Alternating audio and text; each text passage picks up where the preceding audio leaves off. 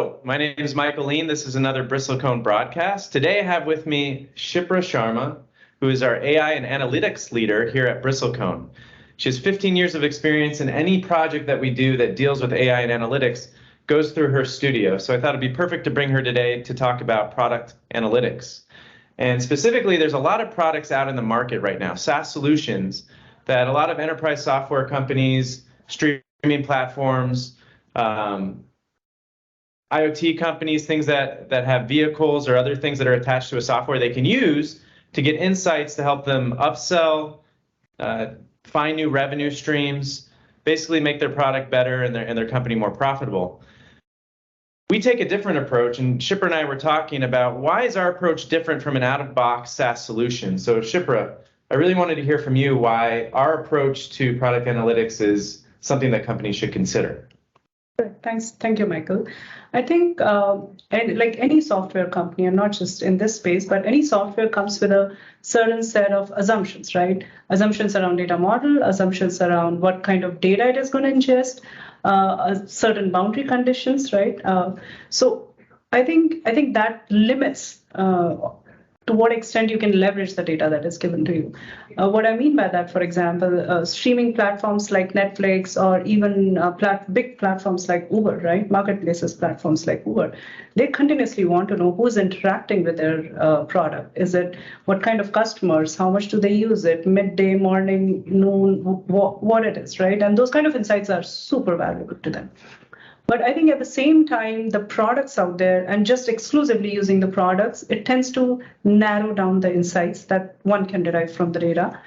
At the same time, if I were to approach it a little differently, which we try to do at Bristlecone a little, is look at the data holistically, look at what all is present, and try to monetize everything that is present in the data instead of restricting it to certain elements, certain fields, certain insights, and things like those. So one thing that's interesting to me is these out-of-box SaaS solutions for product analytics. Sounds like they probably cost less. So I know there's built-in assumptions, but what you're talking about sounds pretty manual, pretty heavy on hours. Can you talk to me about the price? Are we that much more expensive than an out-of-the-box solution? What do people have to consider?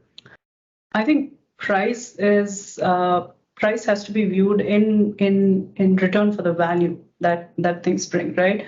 I mean, I can immediately tell you that the platform or the product companies would not give you very custom tailor-made insights about your business, right? They are at the end of the day packaged solutions meant for the masses. That's why they are product. That's why they are cheap. Mm-hmm. So they aren't tailored to you. I mean, that's a given. That's a standard one.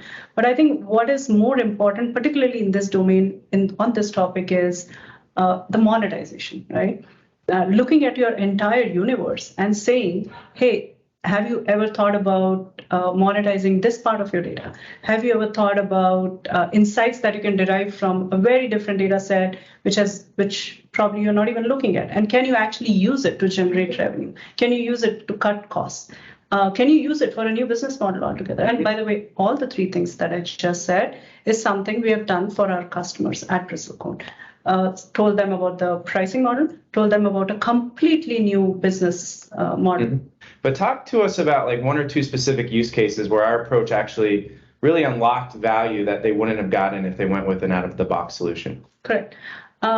Two use cases, both of them quite close. One is an IoT hardware sensor provider. Now, extremely smart technology company. I mean, give them any sensor and they would literally engineer it at the back of your room and come back and say, hey, it works. It can sense temperature. It can sense movement. It can do this, that, whatever. So I think they were in a heavy engineering plus platform kind of a model, and they were giving out platform as a subscription to their customers. What they didn't realize is that they are sitting on top of easily some 3 billion records of data that is being transmitted by the sensors real time into their platform.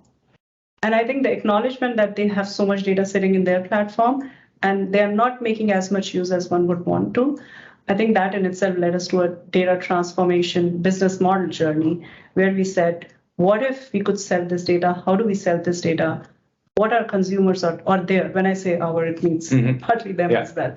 So what kind of consumer and consumer profiles they had? and how can this data be useful to them? So it just went off to a completely transformation journey, right? On a little more tactical, I'd say, side was another company, again, a SaaS provider. They actually have a ITSM product of their own. So they have a SaaS product. They were looking at all their metrics and they are saying, hey, much of this is just reports, right? Much of this is just insights. Sure, they're valuable. I mean, they were not belittling their own product, but they were saying, sure, all of these are great stuff, but can we do more with what we are capturing of our customers? At that point, we got in with our whole ML, AI, bandwagon, whatever we want to call them, and kind of transform the way they were looking at what I call predictive analytics. Okay. So use the data to do a little more sophisticated way of analytics, if you will. So those were the two use cases. Lots and lots of one went on a transformation. So that second use case, though, what was the ultimate business value outcome that they got from it? Like, what is happening now in their business that was different than when we started? They just created another feature that is monetizable that they can offer to their customer at a price. Okay. But I know that we did talk to the, I believe it's the CEO of the company. What did he mention about this feature that we uncovered and how now they're approaching their business? So a little bit more context. I think what they were really happy about, and which I also feel is the model that we gradually will go towards, is that a lot of these companies become very technology heavy very quickly because there's a lot of engineering work to be done, there's platform to be delivered, there's customer success to be seen through. And in all this, in this journey, anything analytics, data-driven monetization, it takes a backseat a little bit. I think we just brought that conversation to the forefront, and that's what he loved about it. He said, hey, I mean, my people would not have had the time or even the mind share to get such things out in the market. I'm so happy that you guys did. So I think that was I felt was one of the more intangible accomplishments of that kind of engagement. If you're a stakeholder and you're tasked with taking your product analytic journey forward for a company, how should you approach it? What should you look for when evaluating whether you're going to get an out-of-the-box solution, which may work for you, or if you're going to go our approach, which is one where we go in like a detective, we do not carry in assumptions. How do you evaluate those two approaches? Correct. I think if you've already gotten to a point where you are thinking about a product analytics out-of-the-box solution, I think you're already onto the journey, I'd assume, right? You have already thought through the mechanics of it. If I were in their place or whichever way we want to look at it, but I'd do is I try to lead it with a little more thought in the beginning and not probably just focus on implementation, right? And implementation will come. Eventually it does come. You do implement a platform or product or start using it, but start to think, how am I going to use that? How am I going to maximize the value?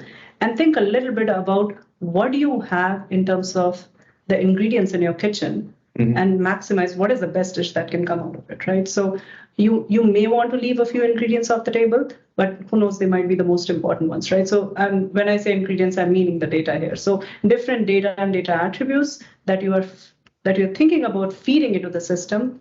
Be very cognizant of what those data attributes are. Be very cognizant of what you consciously leave out, because sometimes what you leave out might be the most important or the valuable part of the insight, so to say. So it sounds like whoever the stakeholders are, they have a lot of work internally that they have to do. They have to do some whiteboarding sessions. At what point does it make sense to bring in an outside party? Or do you even have to before you engage someone? So I think very important, when I say give it a thought and probably front load the thinking, I mean the consultants or any side of independent consulting or even your own people, not necessarily, but somebody who can put an outside-in perspective and say what is the value that the end user would be deriving out of all this, what kind of insights would be and what decisions would be taken. So I think the front loading the thinking part, for sure, get some perspective from the outside and get some perspective from the users too, because eventually they would be the ones using it, right? The insights to either drive a marketing plan, to either drive a sales plan, to either drive an HR plan, whatever that plan is. So I think getting that thinking in the initial parts actually helps before you jump on to selecting a tool, I guess. It makes a lot of sense, especially since with our use cases, not only are you learning more about your product, but you're unlocking value, different revenue streams. a little bit of investment up front seems like it pays a lot on the back end. True. I'd 100% agree with that. Got it.